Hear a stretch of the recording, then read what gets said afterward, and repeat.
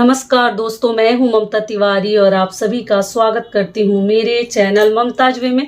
कैसे हैं आप सब, तो ये बताने के लिए कमेंट बॉक्स में जय माता दी हमेशा की तरह जरूर लिखें। तो चलिए दोस्तों, आज हम इस वीडियो में जानेंगे कि हमें बिछुआ कितना पहनना चाहिए। और आप लोगों का सवाल है, जिस बहन का है वो खुद ही समझ जाएंगी कि दीदी बिछुआ क्या हमें बार बार नहीं उतारनी चाहिए। जब बिछुआ हमारा खराब हो जाता है या टूट जाता है तभी हमें बिछुआ बदलनी चाहिए। तो इन सभी महत्वपूर्ण बातों को जानेंगे। साथ में जानेंगे कि दीदी नई नवेली दुल्हन को हमें गिफ्ट में क्या क्या चीजें देनी चाहिए, जो कि बहुत अधिक शुभ है। तो इसी प्रकार के कई ऐसे महत्वपूर्ण बातें आज हम इस वीडियो में जानेंगे। तो आप लोग बने रहिए मेरे साथ मेरे चैनल पर। अगर आपको मेरा वीडियो पसंद आता है तो प्लीज आप मेरे चैनल को सब्सक्राइब कर दीजिएगा, बेल आइकन को प्रेस कर दीजिएगा, जिससे कि मेरे वीडियो के नए नोटिफिकेशन आप सभी के पास सबसे पहले पहुंचे। तो सबसे पहला जो आप लोगों का सवाल है, महत्वपूर्ण सवाल, कि दीदी बिछुआ हमें कितनी संख्या में पहननी चाहिए। तो देखिए, बिछुआ आप जो है एक की संख्या में पहन सकते हैं, या ऐसा जोड़ा, जैसे ये मेरा जोड़ा है तो इस प्रकार से आप दो दो बिछुआ भी दोनों पैर का जोड़ा पहन सकते हैं। या आजकल 5 आ रहे हैं, ठीक है, 5 उंगली के लिए 5 भी बिछुआ आ रहा है, जो मेरे पास नहीं है, रहता तो मैं पक्का दिखाती। तो वो 5 भी आप पहन सकते हैं। लेकिन 3 बिछुआ एक ही में जुड़ा जो आता है, शादी विवाह में दुल्हनों को देकर विदाई किया जाता है, तो 3 ना पहने। 3 बिछुआ जो है शुभ नहीं होता है। तो इसलिए अगर हो सके तो आप लोग ना पहने, उसको कटवा दे 2-2 संख्या में करके और बिछुआ को पहने, क्योंकि वो चैन से ना जुड़ा रहता है। ठीक है, समझ में आ गया। तो बिछुआ आपको 2 की संख्या में या 1 की संख्या में पहनना है।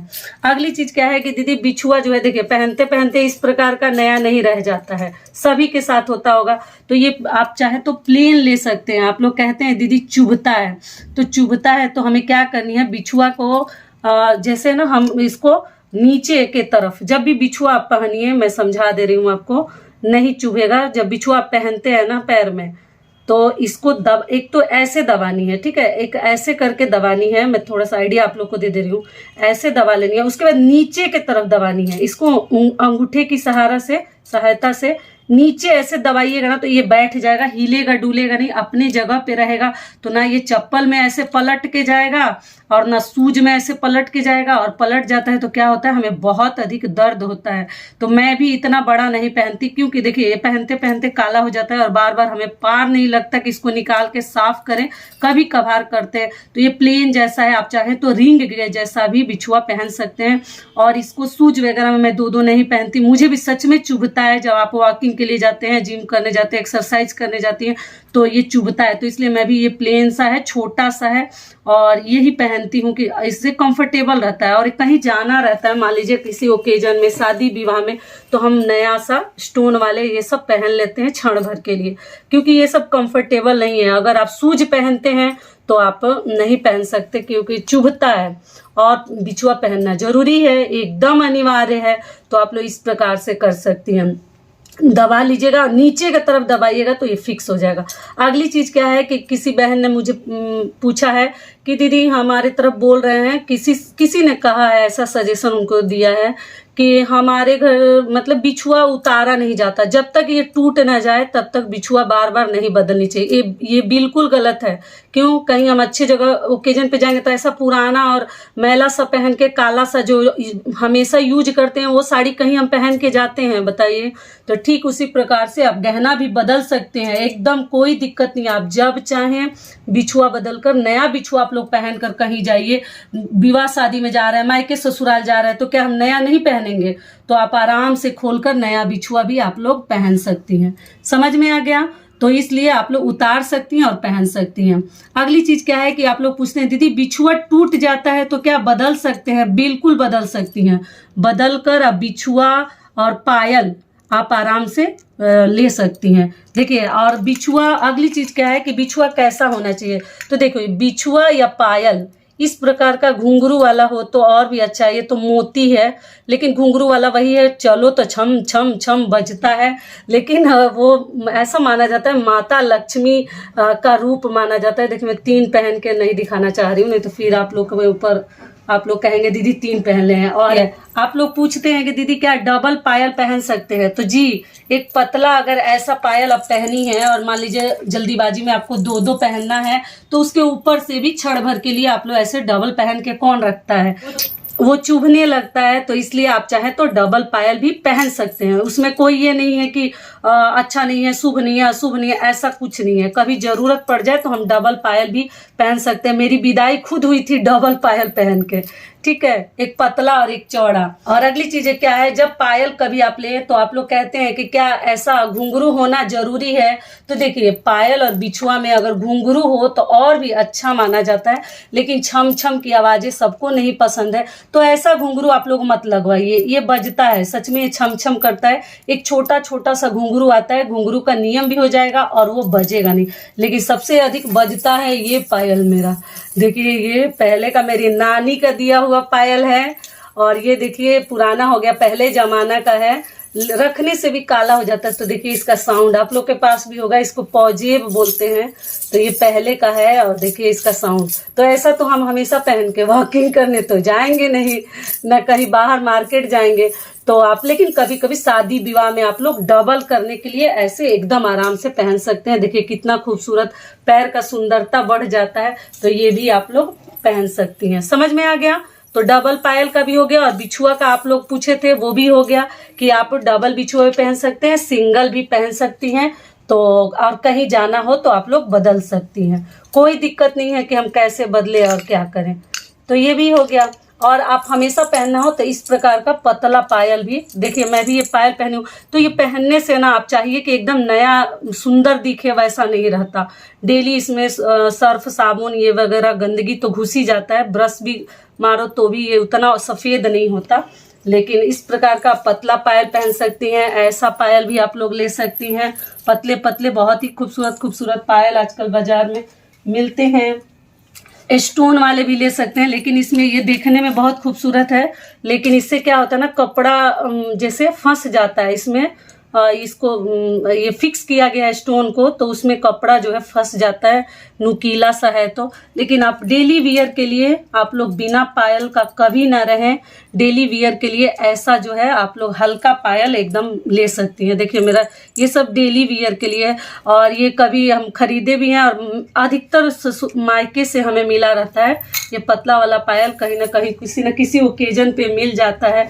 देखिए एक और है, ये सब मेरी भाभीयों का दिया हुआ पायल है तो मैं हर मायके वाले से कहना चाहूँगी कि देखिए, आप अपनी बेटी को जब कभी भी ससुराल से विदा करती हैं, अगर माँ है तो वो तो जरूर देती है, लेकिन और भाभी लोग के लिए भी बोल दूं, हमेशा मत दीजिएगा, लेकिन किसी भी ओकेजन पर आप अपने सामर्थ्य के अनुसार पायल दे सकती हैं तो पायल दीजिए।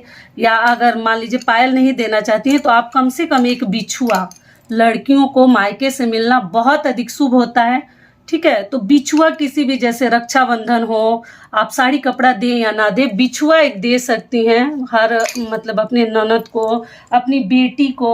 और बिछुआ के साथ हमें क्या क्या देनी है, तो एक सिंदूर बिंदी करके और एक बिछुआ करके आप इस प्रकार से दे सकती हैं। बहुत ही शुभ होता है मायके से बिछुआ मिलना, तो आप पायल और बिछुआ भी दे सकती हैं, ठीक है, लेकिन बिंदी सिंदूर के साथ दीजिएगा। तो ये भी क्लियर हो गया। अब चलिए आगे जान लेते हैं कि दीदी नई नवेली दुल्हन को हमें क्या क्या देनी चाहिए। आप पहली चीज है चांदी का सिक्का भी दे सकती हैं, ठीक है, माता लक्ष्मी का या गणेश जी की प्रतिमा बना हुआ, ये भी बहुत अधिक शुभ होता है नई दुल्हन के लिए। अगली चीज आप क्या दे सकती हैं, बिछुआ, एक बिछुआ भी दे सकती हैं। साथ में अगर देना चाहती हैं तो आप पायल और बिछुआ दोनों सेट भी दे सकती हैं। तो ये कई ऐसी मेरी बहनें कहती है दीदी ये हमारे गांव में ऐसा ही मिलता है, हम भी यूपी से हैं, तो बहुत अच्छी बात है, ये भी मेरा गांव का ही है, ठीक है। स्टोन आप लोग कहते हैं एकदम इसी कलर का है दीदी, हर कलर का मिलता है, हर रंग का। तो देखिए आप बिछुआ भी दे सकते हैं। अगली चीज क्या है, तीसरी चीज, आप पायल भी नई नवेली दुल्हन को दे सकते हैं, कोई दिक्कत नहीं है। अगर सोना चांदी देना चाहे तब, चाहे तो आप वस्त्र भी दे सकते हैं, कोई दिक्कत नहीं है। खोल देती हूँ, आप लोग को समझ में आएगा। पायल, बिछुआ, सिक्का। अगली चीज क्या है, हल्का में देना चाहते हैं तो नोजपिन भी आप लोग दे सकती हैं, ठीक है। इस प्रकार से नोजपिन भी गोल्ड का आप दे सकते हैं। ऐसे तो आजकल चांदी और सोना बहुत अधिक महंगा हो गया है, तो आप लोग देख लीजिएगा, मैं केवल आइडिया के लिए आपको बता रही हूँ।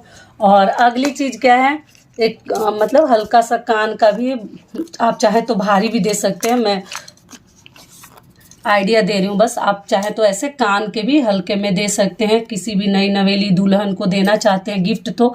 और ये भी नहीं है, मान लीजिए ये नहीं देना है तो आप जो है लिफाफे में पैसा भी भर के दे सकती हैं।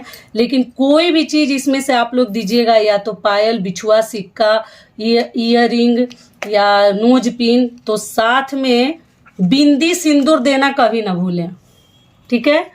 कोई भी चीज दे लेकिन साथ में सुहाग की चीजें पक्का दीजिएगा, ये मत भूलिएगा। वस्त्र दे ना दे आपकी टोटल मर्जी है, लेकिन सिंदूर बिंदी बिना दिए, आप चाहे तो महावर भी दे सकती हैं, लेकिन इन सभी चीजों के साथ सबसे अधिक महत्वपूर्ण क्या है, सिंदूर बिंदी। तो ये आप लोग पक्का दे दीजिएगा। तो ये भी क्लियर हो गया, ये केवल नई नवेली दुल्हन के लिए मैं दिखाई हूँ।